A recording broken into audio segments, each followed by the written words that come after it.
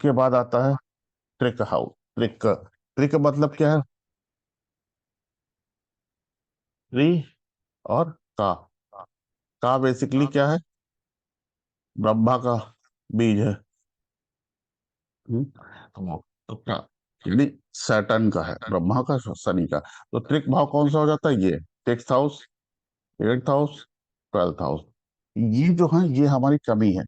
Six house जो होता है, ये हमारे अंदर क्या कमियां हैं? हम्म? षड रिपु हमारी क्या है? ये हमारा करता है। सिक्स एट ट्वेल्थ जो है, ये कहीं ना कहीं से हमारे अंदर जो षड रिपुज है, जो हमारे काम क्रोध लोभ मोह, ये उनके कारक होते हैं। कोई भी जो स्वामी, जो केंद्र भाव का स्वामी अगर इन भावों में आता है, तो उसके फल में न्यूनता आती है। लग्न भाव का स्वामी अगर ट्वेल्थ हाउस में चला गया, तो हमारे जो इंटेलिजेंस है उसमें थोड़ी सी न्यूनता आएगी। इस तरीके से है। एट्थ हाउस में चला गया तो कुछ ना कुछ परेशानी आएगी। ठीक है। तो ये चीजें हम लोग को ध्यान रखनी है। फिफ्थ हाउस का स्वामी अगर सिक्स हाउस में चला गया, हो सकता है आपके पहले बच्चे में प्रॉब्लम आ जाए।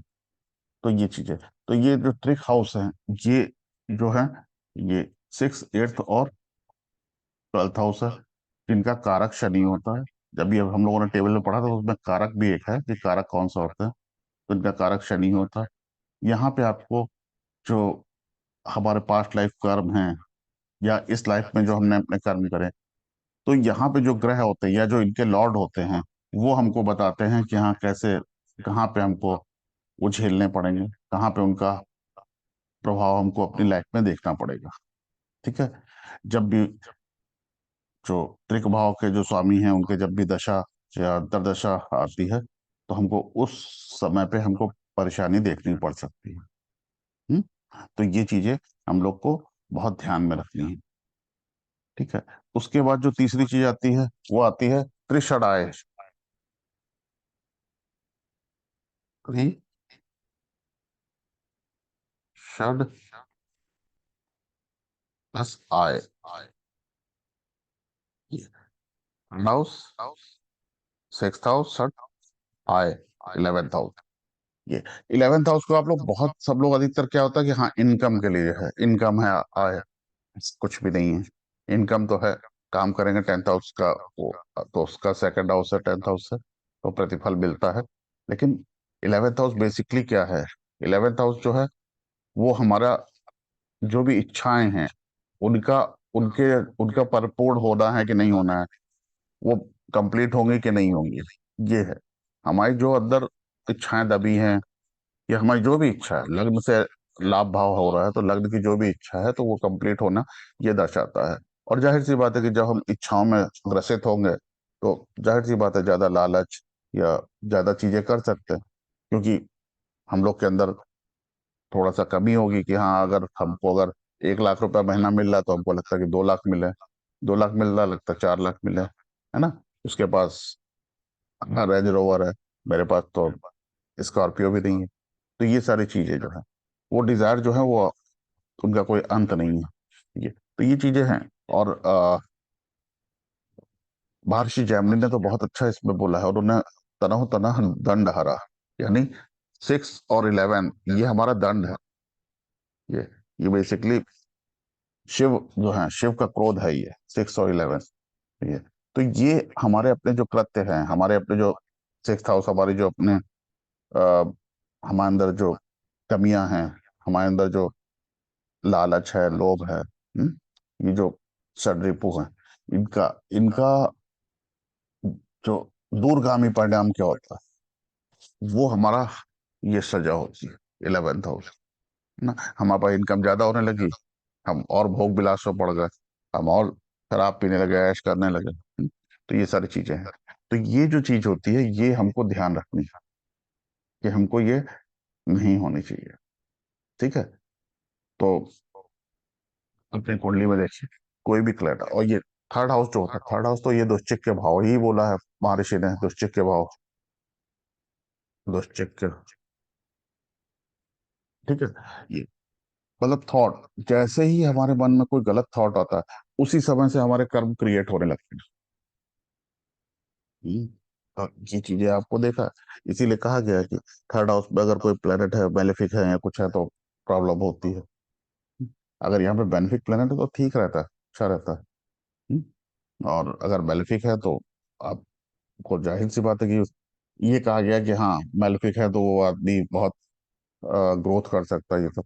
तो बेसिकली क्या है, मेलेफिक है तो वो आप लड़ाई झगड़ा या कुछ इस तरीके, आपको बहुत ज्यादा परिश्रम आपको इस तरीके से करके आप उस चीज से उठ सकते हो। लेकिन बेनिफिक है तो आपको काम उतना ही स्मूथली हो जाएगा, आराम से हो जाएगा। ये ये थोड़ा सा एक छोटा सा यहाँ पे एक नॉलेज की बात बताइए, क्योंकि आप अधिकतर बुक्स में पढ़ेंगे तो वहां पे ये लिखा है कि थर्ड हाउस में मेलेफिक अच्छे होते हैं। मेलेफिक अच्छे होते हैं मतलब वही वाली बात है कि आपको कोई काम करना है, अब उसके लिए आपको बहुत सारा परिश्रम करना पड़े। और बेनिफिक अगर वही है तो हो सकता है उस काम को थोड़े ही परिश्रम में आपको हल मिल जाए, उपाय मिल जाए, प्रतिफल मिल जाए। तो ये सारी चीजें हैं। तो इसके हिसाब से हम लोग को देखना होगा। उसके बाद क्या आता है, छाया भाव आता है। छाया भाव कौन से होते हैं, ये हमारी लग्न हो गई। लग्न, लग्न से 2, 6, 8, ये छाया भाव होते हैं।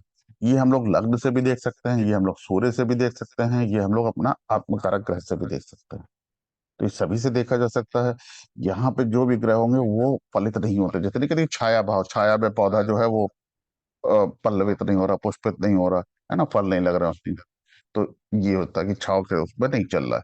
तो ये जो चीजें हैं, यहाँ पे आप देखेंगे तो अगर आपका मान लीजिए लग्न लॉर्ड अगर 12th में है तो जाहिर सी बात है कि आप थोड़ा सा देर से समझेंगे, है ना।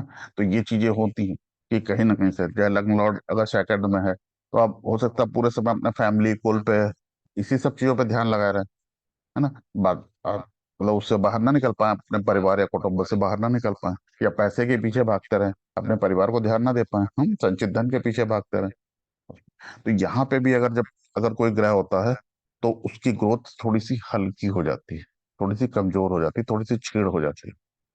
तो ये तो ये चीजें हम लोग को ध्यान रखनी है उसमें।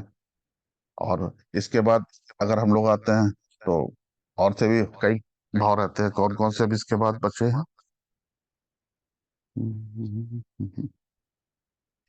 केंद्र हो गया, कोण हो गया, चतुराश्रय, दुष्टान, छाया हो गया, त्रिक हो गया, त्रिषणाय हो गया। ओके। चतुराश्रय बेसिकली क्या है, चतुराश्रय जो है वो बेसिकली 4th हाउस और 8th हाउस का कॉम्बिनेशन है।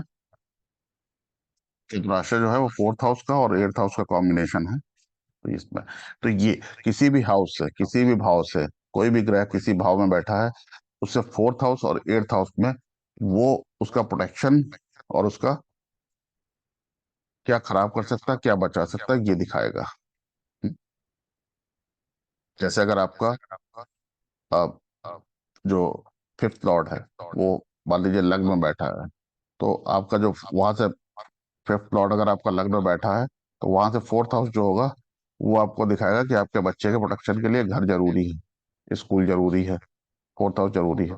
और खराबी के लिए ये 8th हाउस, गैम्बलिंग की आदत ना पड़ जाए उसको, देखना होगा उसमें ना। अगर आपका 5th लॉर्ड लग्न में है तो अपने पहले बच्चे के लिए आपको देखना होगा कि हाँ 8th हाउस वाली कोई जो बुरी आदतें हैं वो सब चीजों को, उधार लेने की आदत ना उसे पड़ जाए, लोन लेने की आदत ना पड़ जाए, तो वो उसको प्रॉब्लम आ जाएगी। ठीक है, इतना ध्यान रखिए। आगे हम लोग इसमें फिर से पढ़ेंगे। For more such information, you can comment in the comment section below. Also, you can ask your queries. For more detailed information, you can also join our Jyotish course from our website. Link is in the description. Subscribe to our YouTube channel for such informative content.